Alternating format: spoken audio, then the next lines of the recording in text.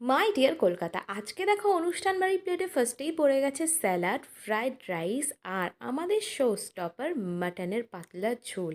Mutton খেতে তো আমরা সবাই কম বেশি ভালোবাসি, বাট আমি তো একটু চিকেন বেশি প্রেফার করি।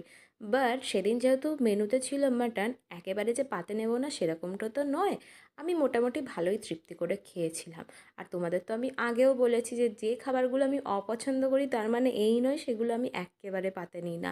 আর আমি কম বেশি সব খাবারই কিন্তু খাই, সেটা সবজি থেকে শুরু করে ফিশ বা চিকেন মাটনের যে আইটেমই হোক না কেন। আমার মতন কারা কারা রয়েছে কমেন্টে কিন্তু অবশ্যই জানিও। আর এরকম যদি চর্বির পিস পড়ে তাহলে তো এমনিই দারুণ একটা ব্যাপার হয়ে যায়। আর মাটন রান্নাটাও হয়েছিল দুর্দান্ত। মাটনের রান্নার ওপর টেস্ট কিন্তু ভীষণভাবে ডিপেন্ড করে। সেই রকমভাবে ভালো যদি রান্না না হয় খেতে একদমই ভালো লাগে না। বাট সেদিনের রান্নাটা তো দুর্দান্ত হয়েছিল, তোমাদের তো আগেই বললাম। এরকম আরও ভিডিও পেতে আমার চ্যানেল সাবস্ক্রাইব এবং ইনস্টাগ্রাম ফেসবুকে ফলো করতে কিন্তু একদমই ভুলো না।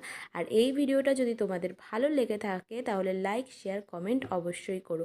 আর আমি কিন্তু অলরেডি ফেসবুক এবং ইউটিউবে ডেলি ভিডিও আপলোড করছি তোমাদের চয়েস মতন। কেউ কেউ আবার অনুষ্ঠান বাড়ির ব্লগে বেশি ভালোবাসা দিচ্ছ, আর কেউ কেউ আবার রেস্টুরেন্টের রিভিউ এই ব্লগে বেশি ভালোবাসা দিচ্ছ। তো দুটো ব্লগে কিন্তু আসতে থাকবে এরকম আরও ভিডিও পেতে। Stay tuned.